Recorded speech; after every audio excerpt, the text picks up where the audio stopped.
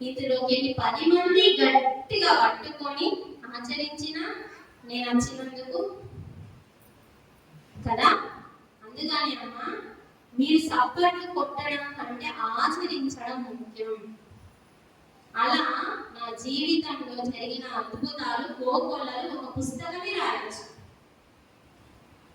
అందుకనే నేను ఇంకా ఎదగాలన్న ఉద్దేశంతో బాధపడుతున్న ప్రతి స్త్రీ దగ్గరికి నేను వెళ్తానండి. వెళ్ళి ఆ భగవద్గీత ఫస్ట్ కొనిపిస్తాను. అస్సలు ఉచితంగా ఇస్తే వాళ్ళకి ఏంటంటే ఉత్తానే వచ్చింది కదా అంటారు. అదే 400 పెట్టి కొన్నారనుకోండి, అబ్బాయి పైసలు పెట్టి కొన్నాం కదా అని చెప్పి చదువుతారు. ఇప్పుడు లత ఉంది, భూపత్పూర్ లత, నా దగ్గర భగవద్గీత తీసుకుంది. నేను భగవద్గీతకి సేల్ చేసి ఆ వచ్చే ప్రతి రూపాయి క్వాంటమ్ లైఫ్ యూనివర్సిటీకి పోతుంది. ప్రతి రూపాయి.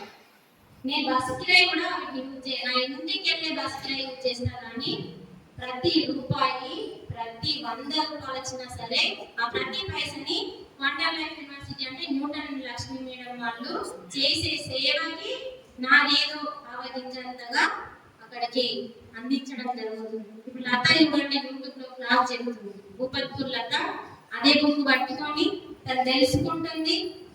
తెలియని ప్రతి దాన్ని ఫోన్ చేసి నన్ను అడిగి తెలుసుకొని ఇది ఎట్లా చెప్పాలి, దీన్ని ఫస్ట్ ఎట్లా అర్థం చేసుకోవాలి అని అడిగి మళ్ళీ యూట్యూబ్ లో క్లాస్ చెప్తుంది. అందుకని ఇప్పుడు అది ఆయన ఎందుకు పడలేక భగవద్గీతని విడదీసిందండి అంటే విడదీయడం అంటే కొన్ని శ్లోకాలను ఇచ్చింది. భగవద్గీతలో 700 శ్లోకాలు ఉంటాయమ్మా.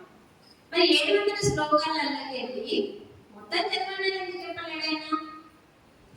చదవడం మానేసినాం కాబట్టి, చదవడం లేదు, అర్థం కావట్లేదు అని పక్కకు పెట్టేసినాం. కాబట్టి ఇప్పుడన్నా చదవాలన్న ఉద్దేశంతో కనీసం పిరమిడ్ మాస్టరు ఒక అద్భుతమైన మాస్టర్గా ఎదిగి తను ఒక మాధవుడు అవ్వడానికి ఏ శ్లోకాలు అవసరము వాటిని తీసి, ఎక్కువ లేవండి, 100 చిల్లరలు ఉంటాయి, వాటి 82 ఉన్నాయి, వాటిని మాత్రం 700లకు వెళ్ళి 100 ఇన్నే శ్లోకాలు తీసి మరి చక్కగా వివరించింది. ఆ వివరించిన దానిని బట్టి అక్కడ ఒక పిక్చర్ ఉంటుంది.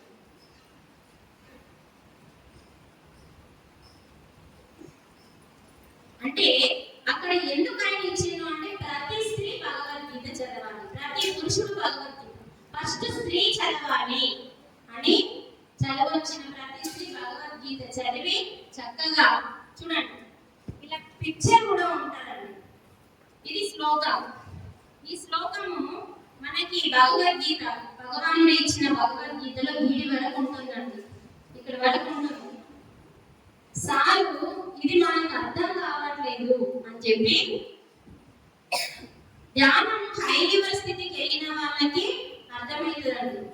మనకు అర్థం కావట్లేదు అని చెప్పి ఈ చిన్న వివరణ 3 లైన్ ఉంది చూడండి. ఎంత పెద్ద అక్షరం అంటే అచ్చ తెలుగు 5వ తరగతి చదువుకున్న వాళ్ళకి అర్థమయ్యే రీతిలో ఇచ్చి దానికి తగ్గట్టు పిక్చర్ కూడా ఇచ్చింది.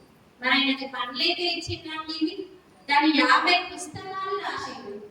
తను చెప్తాడు కదా ఎన్ని జన్మల నుంచి ఎదిగిందో, కానీ ఈ జన్మలో ఎన్ని జన్మల నుంచి ఎదిగిందో 1,80,000 వాటన్నింటి సారాన్ని ఫస్ట్ తులసి దళంలో పెట్టిండు.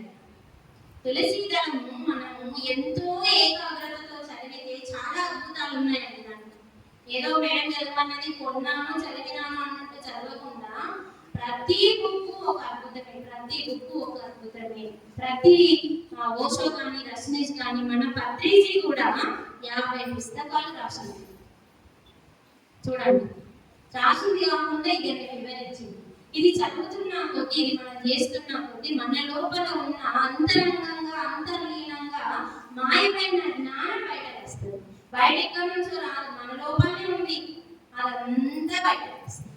ఇప్పుడు మీరందరూ చుట్టి నేను చుట్టి అని ఏం చెప్తారు, మేడం క్లాస్ అలా వాళ్ళకి నచ్చింది, మంచిగా చెప్పింది, మంచిది అంటారు. కానీ ఎంతవరకు ఏ పాయింట్ నచ్చింది, మిమ్మల్ని మీ హృదయాన్ని కలిగించిన పాయింట్ ఏంటిది నేను చెప్తున్నప్పుడు మీ హృదయాన్ని ఏ పాయింట్ కలిగించింది ఆ పాయింట్ని మీరు పట్టుకుంటే మీరు నన్ను పొగడాల్సిన అవసరమే లేదు. మీరు పొగిడితే నాకేమన్నా వస్తుంది చెప్పండి? సొంతమే బాగా చెప్పిందని మీరు పొగిడితే అసలు నాకు జీరో. కానీ మీరు ఎప్పుడైతే ఈ మేడం చెప్పిన పాయింట్ నాకు ఇది బాగా నచ్చింది, నేను దీన్ని ఆచరిస్తాను, మీరు ఎప్పుడైతే ఆచరిస్తారో నాకు ఒక మార్పు పడుతుంది కదా. అలా చేయాలి. ఎందుకంటే నిరంతరం నేను ఇప్పుడు సత్యనారాయణ సార్ క్లాస్ చెప్తే నాకు అక్కడ ఏదైనా దొరుకుతుందేమో అని ఎంతో ఆతృతగా క్లాస్ వింటున్నాను. దొరికింద లేదా మనకి? ముగ్గురు గురించి చెప్తా అన్నాడు. ఫస్ట్ ఇద్దరు గురించి చెప్పాడు, ఇంకొకరిని సస్పెన్స్ వచ్చింది. అప్పుడు నేను అనుకున్నా, ఈ ఒక్కరు ఎవరక్క అంటే ఎవరికి వారే